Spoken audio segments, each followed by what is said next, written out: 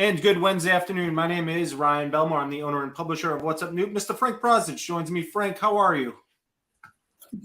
I'm doing fine, Ryan. How are you? Right. Where's your Orioles hat? I do not have an Orioles hat, but I'll grab a Red Sox hat as soon as I can. Oh, great. Frank, I don't know if you knew, but this week, May 7th through the 13th, is National Travel and Tourism Week. What a great time to have this conversation. Yeah. According to the U.S. Travel Association, National Travel and Tourism Week is an annual tradition to celebrate the U.S. travel community and travel's essential role in stimulating economic growth, cultivating vibrant communities, creating quality job opportunities, inspiring new businesses, and elevating the quality of life for Americans every day. And I stumbled across that this morning just as we were having our guest, he does all of these things as well as his amazing team. And he is Evan Smith over at Discover Newport. Evan, how are you? Hello, gentlemen. It's great to see you. It's been too long. Yeah, it hasn't been too long. There's always you have the wrong baseball hat on. You're supposed to be wearing the Newport Gulls hat. This is a Newport. That's not a gull? I got my birds mixed up. All right. There we go. Here's your job, Evan. I need a Newport Gulls hat. You got it. It's a hat I don't have. I'm going to outfit you fully with Gulls attire. Oh, there you go. There you go. Oh, hey, you can even be the mascot and get in the Gull uniform if you want. Wow, good. I think I can still hit a curveball. Or is that I get curveballs thrown at me all the time? I'm not sure. One or the other. One or the other. Frank, before we get started, I just wanted to give everybody a quick update on behalf of our friends at the Ocean Race Newport Stopover. They just notified everybody. The boats in the Ocean Race are about 3 hours out. So we're looking at about 3 p.m. Eastern time. That 11th hour racing team and Team Malaysia are expected to arrive at Fort Adams, and then Biotherm will be several hours after them. At this time, which is 12:35 p.m., 11th hour racing is 45 nautical miles out from Newport, and Malaysia is 54.3 nautical miles out. So the local team, 11th hour racing, has about a 9 nautical mile lead. Pretty exciting. So if you're listening to this live, head out to Fort Adams for 3 p.m. and welcome Charlie Enright and the local boys home to Newport. Charlie is from Bristol, which Discover Newport covers Newport and Bristol counties, represents all the great cities and towns. So Evan, I'll let you take it from there. Well, no, I like your idea that everybody. I like the idea that you just gave everybody the afternoon off. So I think they should go in and tell their bosses that Ryan Belmore said it's okay to leave the office to go out to Fort Adams and cheer on the boat. So I wholeheartedly concur, and I'm going to take that advice from you and go out there and cheer them on. You know, these top athletes, the best in the game, have been working so hard and so passionately trying to get around the world and what is a very challenging physical and emotional endeavor. And so for them, for Charlie and Emery Ross and the team, you know, coming into their home port on such a beautiful day, sunny and 70 outside, a lot of people waving and cheering and saying, yeah, right on, welcome. It means a lot. You know, they've been, every night we go to bed, we put our head in the pillow, we go to sleep. These guys are racing 24/7 through some of the most dangerous waters in the world. And so reaching a port is an emotional endeavor for them. Obviously, we're cheering for the hometown team, but we're also cheering for all the sailors to get here safely and find port safely. And we're looking forward to welcoming the racers, the fans, and frankly, the entire world to Newport once again for the third time. Evan, when you look at an event like this, beyond the event and the athleticism and all of that, what does it mean in terms of the economy in Newport and also in terms of its exposure to a greater audience?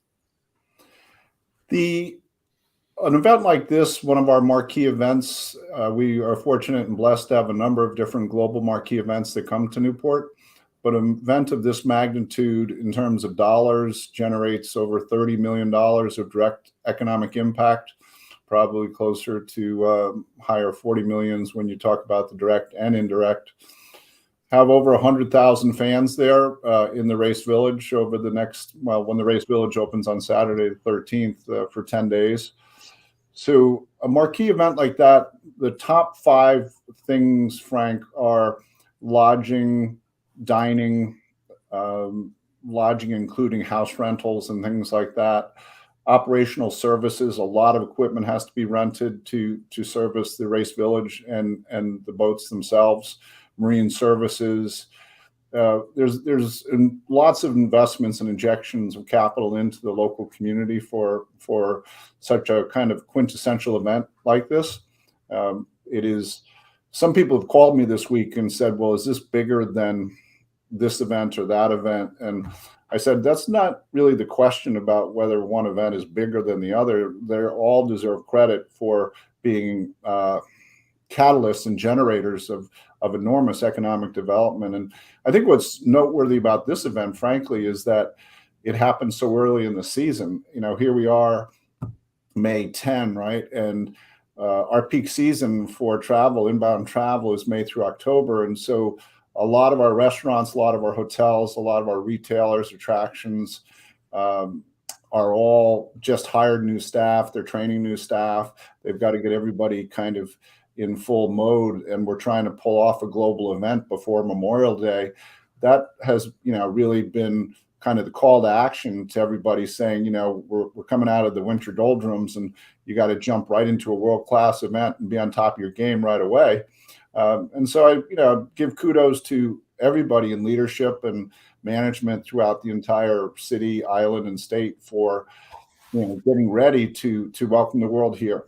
So to your second question, Frank, it's important because we're going to have global media here from dozens of different countries. There's going to be TV stations, journalists such as yourself, other people who will be reporting this globally.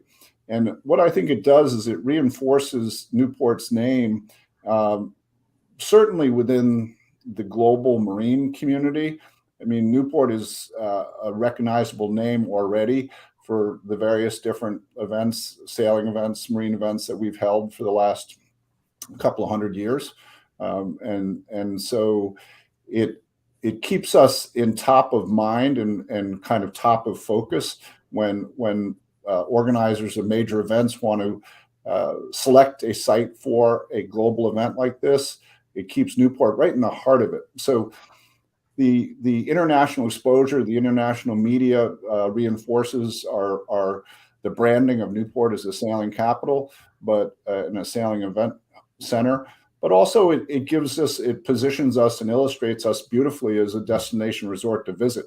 So a lot of people who are going to see that coverage this year, wherever they might be, may say, that's a beautiful place. I want to go visit that. And it will lead to future visits in the years to come.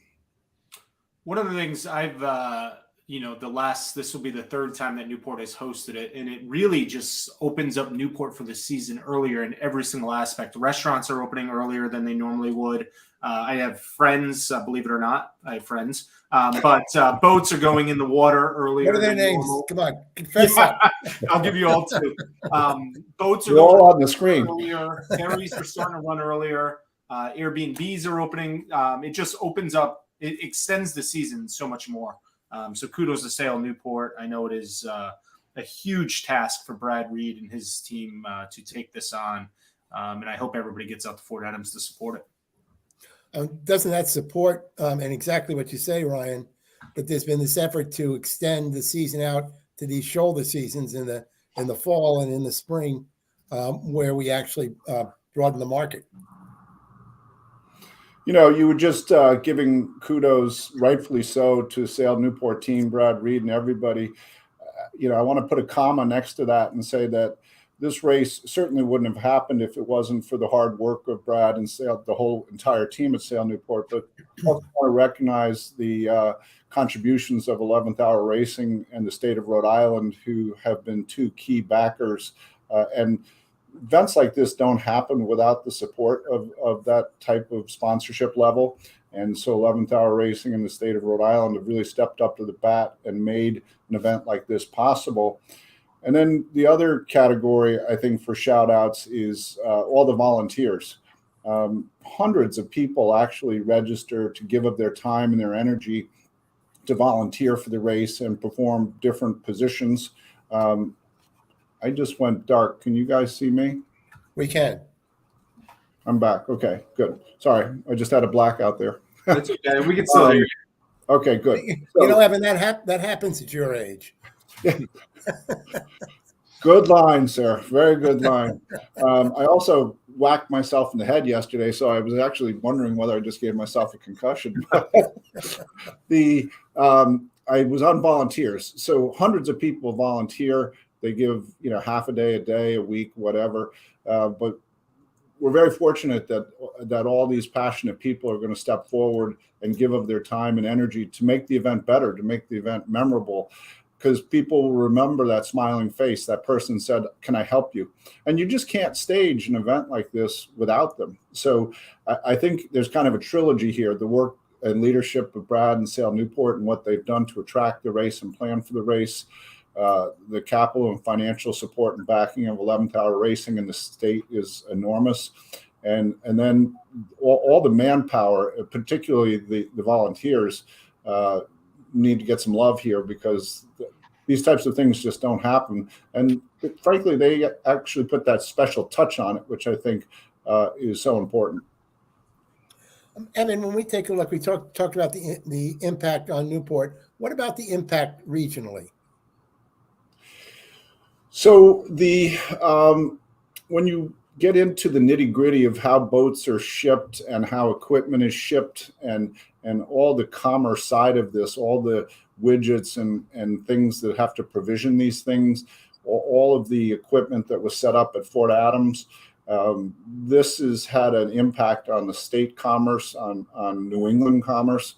It involves both national shipping and international shipping. So I liken it to any other kind of traveling entertainment show, if you will. The consumer, the person who goes out to Fort Adams, sees the front of the show, right? But then you have to ask, how did the whole show get set up? And there's a lot behind that, behind the scenes. So there's a major indirect expenditure that keeps coming in from multiple different sectors of multiple different businesses. So that while Newport is the host city, it does have an effect on the state and the region as well. You mentioned, you talked about the restaurants gearing up, employees getting trained. And I know the past few years for sure, the past year for certain, that there has been some concern about attracting employees to certain jobs, to restaurant jobs, the problems with visas and all of that. Are we beyond that, or is there still a shortage of workers? I'd like to say that we're there, but I'd be not being truthful. One of the biggest challenges for all industries today, not only the hospitality industry, but I'm talking about all sectors, healthcare, manufacturing, everyone is having a labor shortage. So this is not a unique problem to hospitality and travel, but we certainly are experiencing our challenges. I remember a day, Ryan's too young to remember this, but you might remember it, Frank. I remember a day very well that if you didn't have a job secured in Newport by like March 15th, you weren't going to get a job here. I can remember clearly college kids coming into town on their breaks, looking for jobs, trying to secure a job. Those days, good or bad, are over. And so now, you have people getting very creative, and we're seeing this not only here in Newport, but we're seeing it nationally and internationally. Look at how many different ways that labor has been removed. We have to check ourselves out of everything, right? You go to buy a candy bar, you got to check it out and scan it yourself and check out yourself. And you see technology coming in and stepping in to take the place of the labor force in so many different ways, but certainly integrated entirely through the travel and tourism industry for sure.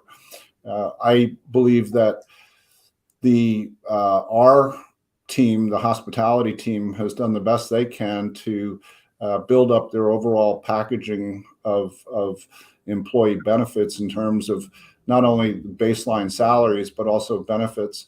But I think it's a combination of just bodies available and where to house them.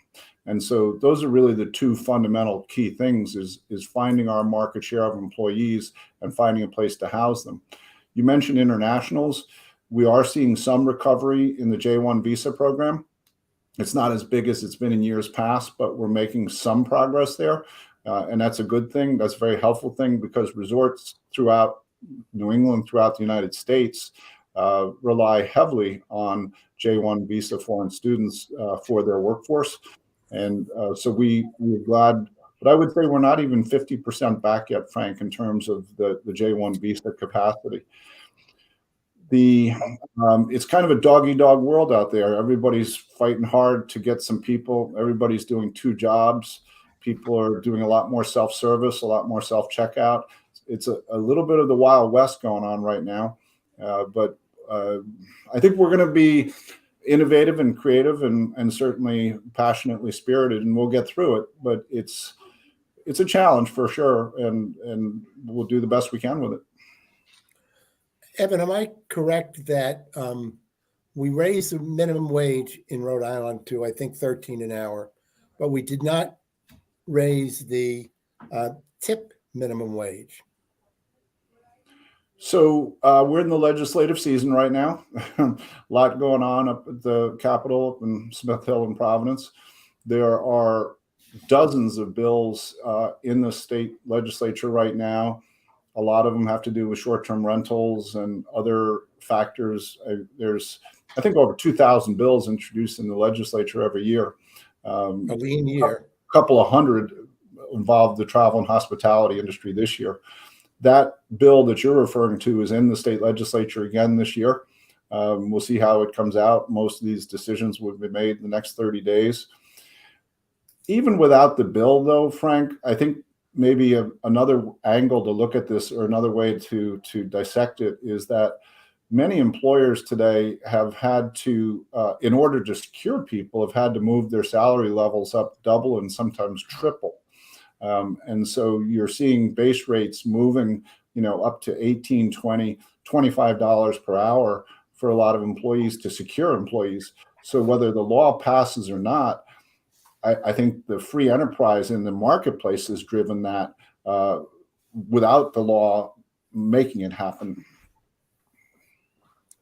Evan, the federal COVID-19 public health emergency declaration ends tomorrow. So this will be our first full summer, officially, unofficially, post-COVID, however you want to put it.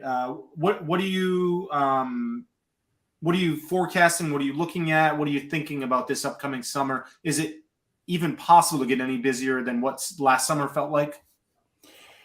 So interesting perspective I'll share with you because I'm nerdy and I study this stuff all the time. It's part of my world.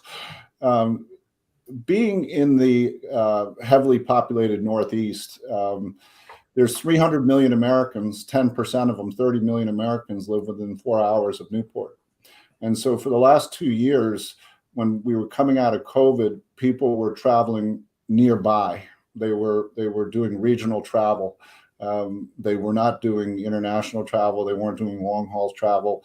America had bans about other countries coming here, that kind of thing. And so because we were not only an attractive destination, but because we were so close to so many people, we did actually have a fantastic last 2 years. I think there's a couple of things to be on the watch list for this year.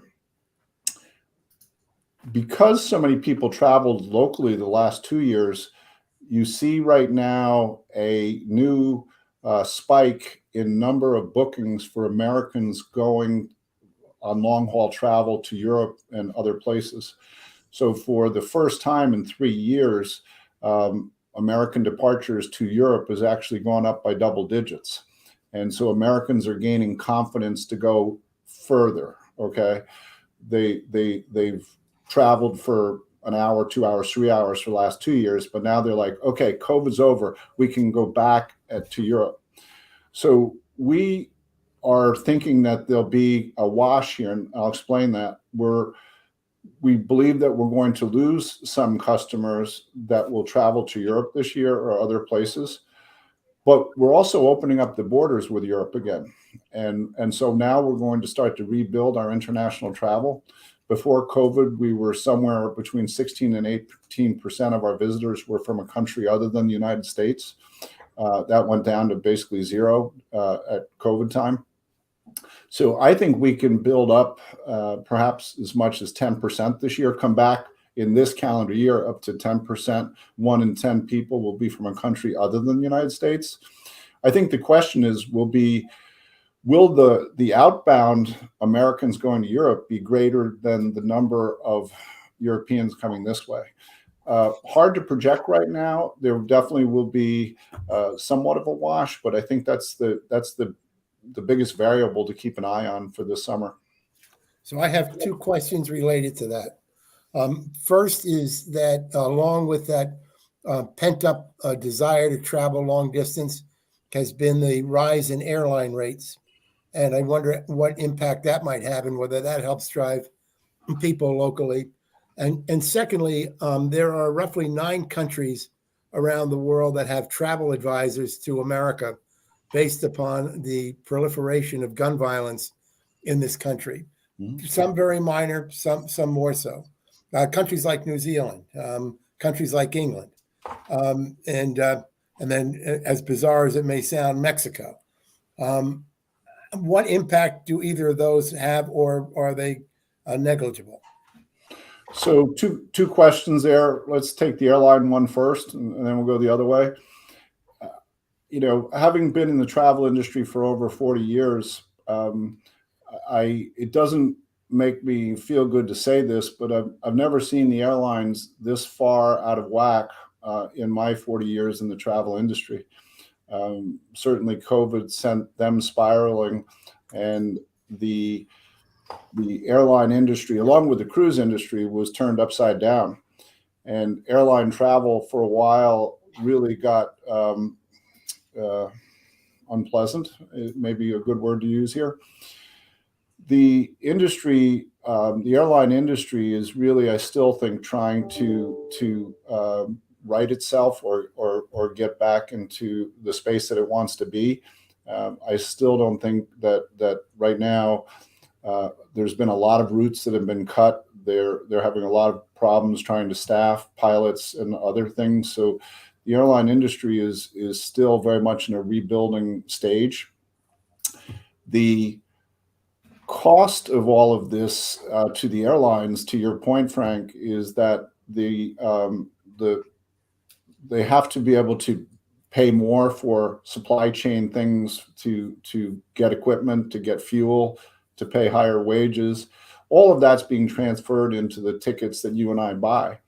And so there is inflation happening at every level of the U.S. economy, and the travel industry or the airline industry is not exempt from that. That travel inflation is having a trickle-down effect, he tried to say, and it's hitting. Now, having said that, there's a couple of bright spots. We here in Rhode Island have Breeze Airlines. Breeze has been adding, a number of different destinations to their roster from Rhode Island International Airport. And so Breeze has been one of the bright spots, offering affordable flights to a number of different American gateway cities. And that's a good thing, both inbound and outbound, because travel is a two-way curriculum. Yours truly and others involved in Newport tourism are very much involved in the inbound side. But the outbound side is important for business travel and leisure travel and for just commerce in general. So that's kind of a snapshot on the airline side of things. I think that it's also the cost of a ticket from here to Florida is percentage-wise not as difficult to swallow as if you were going to travel from here to London or here to Paris, France, or something like that. Even though Americans are excited to get back to Europe, they're going to pay a premium price for those airline tickets. To your second question, Frank, about barriers, the United States, one of the terms that we used, the term of endearment we used, was Fortress America. And I say that facetiously because the American government adopted some of the strictest COVID restrictions there were out there. And, it made it extremely difficult to get into this country. And I think that today the U.S. Travel Association, which is our parent kind of industry lobbying group in Washington, D.C., has been really lobbying and advocating very hard with leadership in Washington to examine this problem because we are missing billions of dollars in international commerce by having our walls put up and saying, you're not getting into America for business travel or for leisure travel. And, this is something that is close to another Rhode Islander because this is front and center on Secretary Gina Raimondo's desk. And so as she took her many talents down to Washington, this is exactly the type of thing that's on her desk. And I hope and want to help in any way we can to help solve that so that we are making America more business friendly and not putting up so many walls. Couple things on the flight front quickly.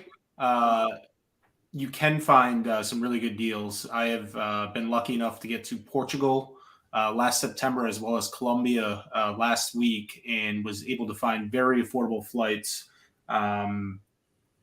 So if you book early, if you look often. And also I just wanted to point out, I know Frontier is not currently running out of TF Green, but for anybody who is a Frontier fan, you can get a all-you-can-fly ticket for the summer for $4.99. So if anybody is within a Frontier airport, you can fly as much as you want this summer for $500. So just a couple airline notes there.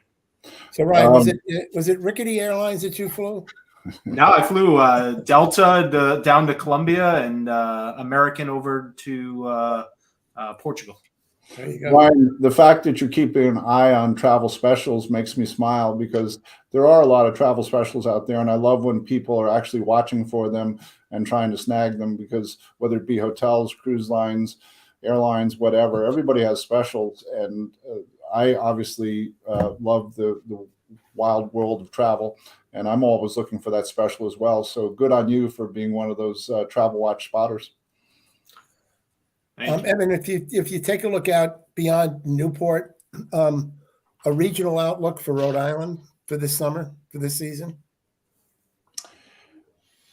Forecast is really strong. I mean, Rhode Island has so much to offer, and we're so strong in so many different categories. And what I mean by that is statewide, we have one of the best event calendars anywhere. So all 39 communities have a very fabulous and exciting event roster for people too. Changing over for a moment to the food scene. I've never seen the food scene stronger in Rhode Island. Statewide, fabulous restaurants happening all over the state. And that's something that a lot of people enjoy doing. And exploring.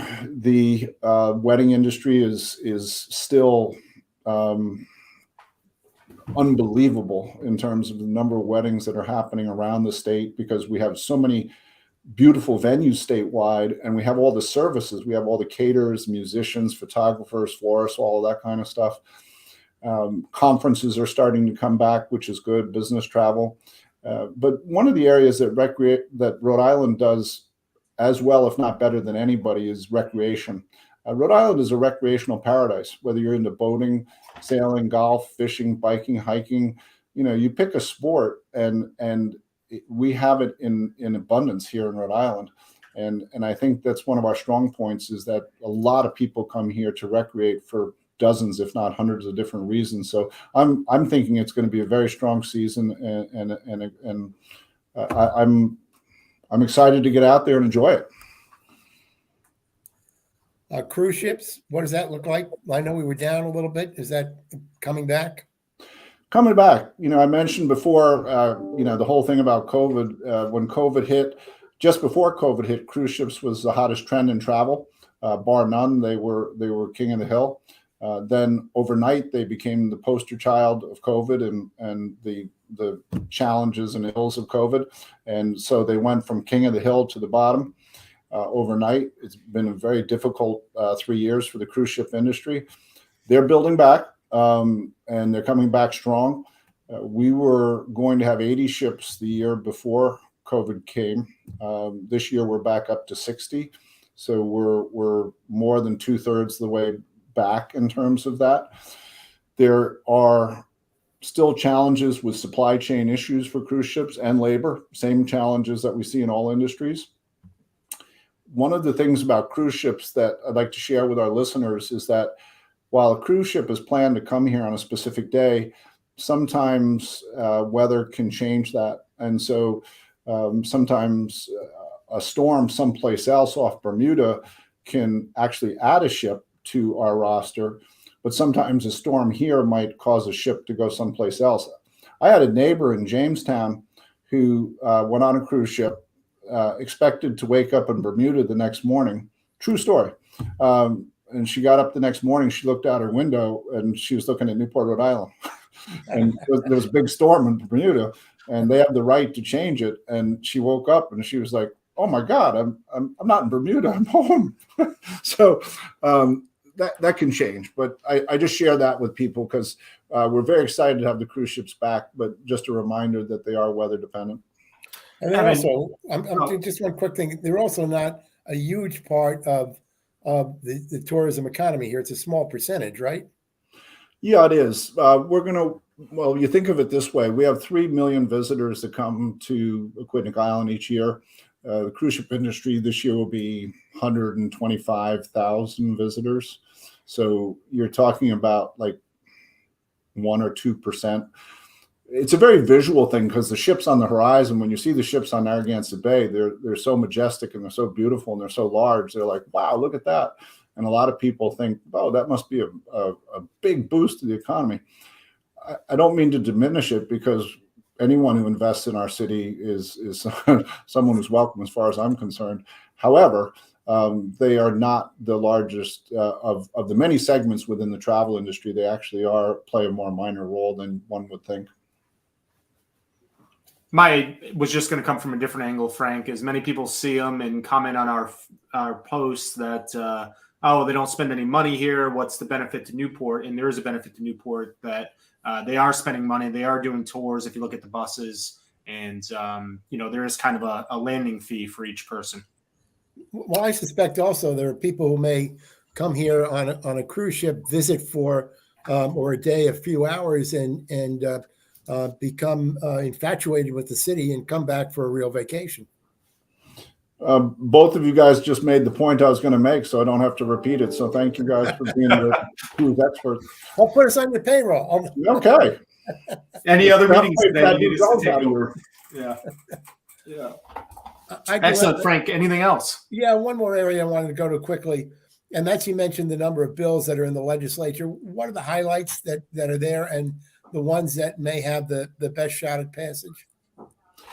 So every year there seems to be a different topic and theme about bills. And in our industry, I mentioned that there's like 2,000 bills that go into the state legislature. We have over 100 bills that affect the hospitality industry.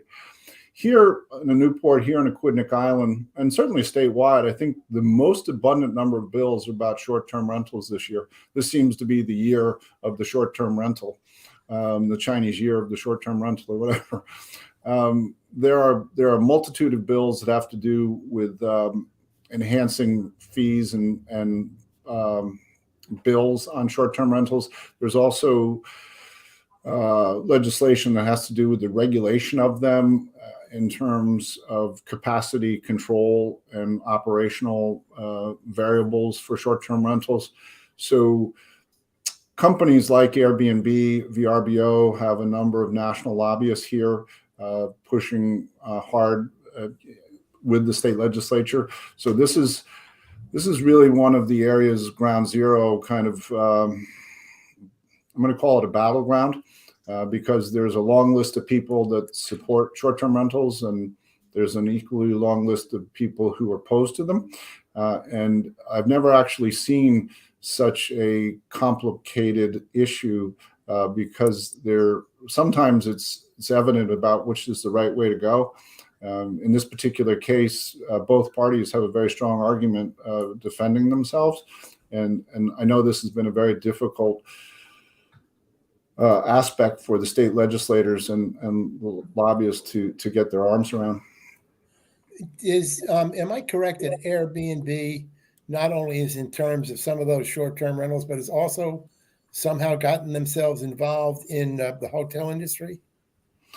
So just as a reminder, companies like Airbnb, VRBO are basically reservation services. Okay, they're really not much different than any other name brand reservation service.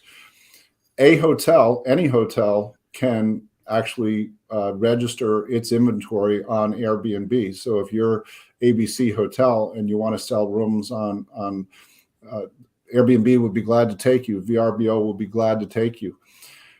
This has been such a complicated issue because right now, 1 in 5 rooms coming into Newport is going into a short-term rental.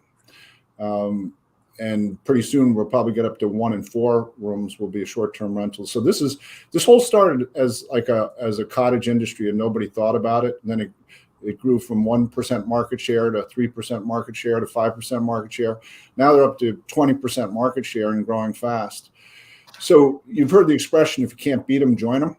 So Marriott Corporation did just that. Marriott Corporation now is in the business of actually buying short-term rentals in different cities around the world, and they're starting their own short-term rental division. So Marriott basically did exactly that. If they couldn't beat them, they decided to join them and jumped right into the short-term rental market themselves. One last question on that. Sorry, I'm jumping in with all this.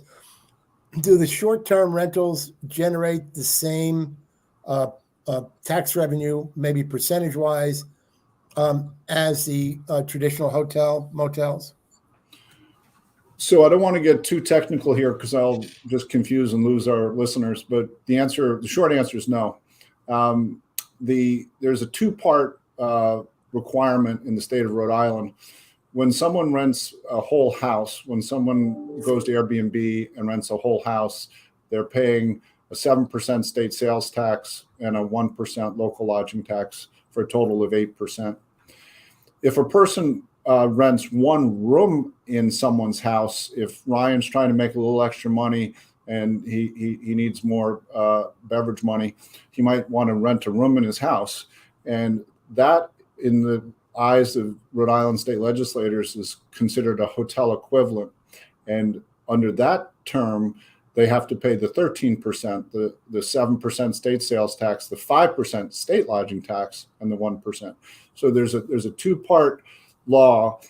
But the end of that story, Frank, is that 90% of the short-term rentals in Rhode Island are whole house, meaning they only pay the 8%. So right now, you asked a question, do they pay the same? The answer is no, because of the way that the law is currently set up.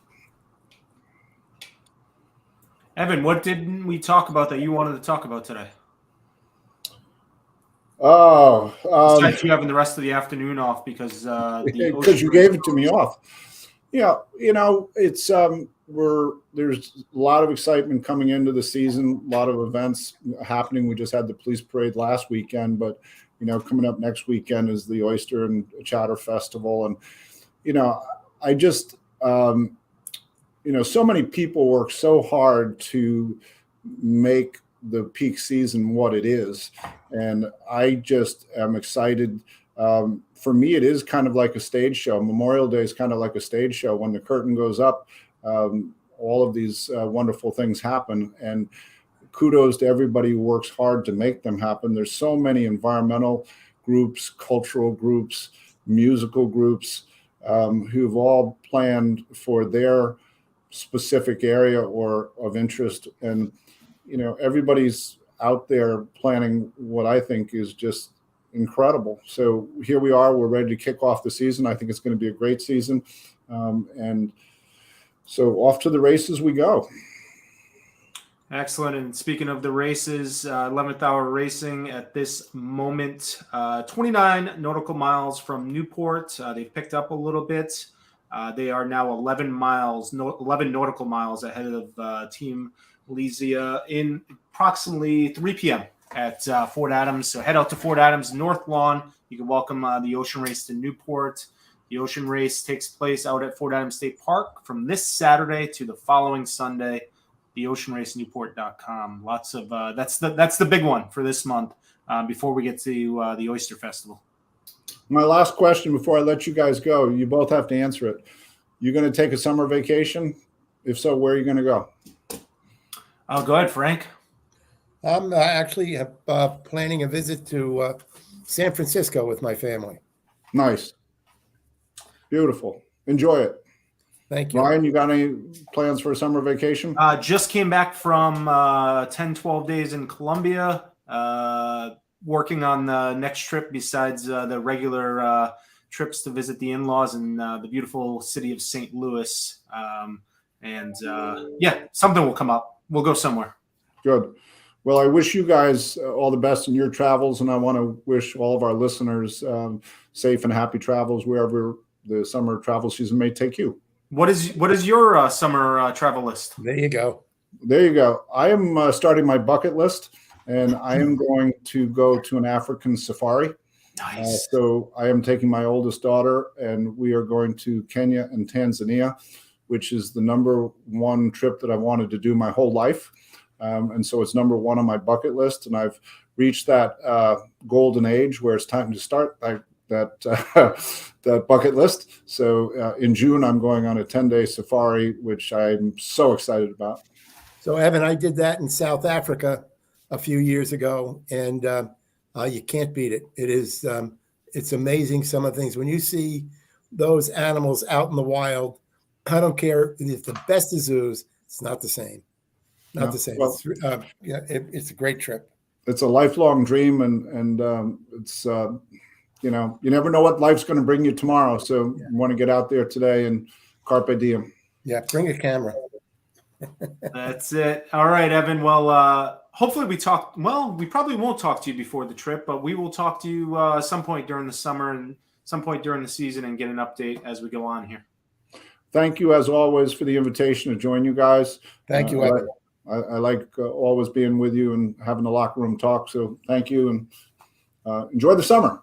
All righty. We will talk to you soon. That is Evan Smith, president of Discover Newport. DiscoverNewport.org for anything you need, whether you're looking for things to do, whether you're in the industry and looking for resources, whatever it may be. DiscoverNewport.org is responsible for promoting Newport and Bristol counties, so the 9 cities and towns that make up those 2 counties. So, yeah, Evan has also become a pretty good spokesperson for all of tourism in Rhode Island. He has a real good handle on that.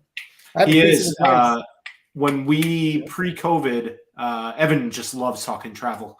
In pre-COVID, when my wife and I were considering a honeymoon, Evan met us at a restaurant in Newport and just asked us questions and tried to narrow it down of what would be the perfect. He loves talking about travel. He loves traveling. If you ever see Evan, it's his job, but it's also his love. It's his passion for sure. Yeah, for sure. So I have one word. Considering the Oyster Festival is next weekend. Next weekend, yep. Yeah, we should clam up. We should, but we shouldn't clam up before tomorrow, because tomorrow here on the program at 10 a.m. After much going back and forth, we will have Newport Mayor Sy will be joining us at 10 a.m. Newport City Council is back in the council chambers this evening for a regular council meeting, and Mayor Sy will join us tomorrow. He is planned, expected, everybody's schedules get busy to do this after every city council meeting. He'll join us the day after. So tune in live or anytime afterward on What's Up Newport. And also at 1 p.m. tomorrow, General Treasurer Diasa will be with us, and questions will be given of the market money. Excellent. We will talk about that then. All right there, Frank.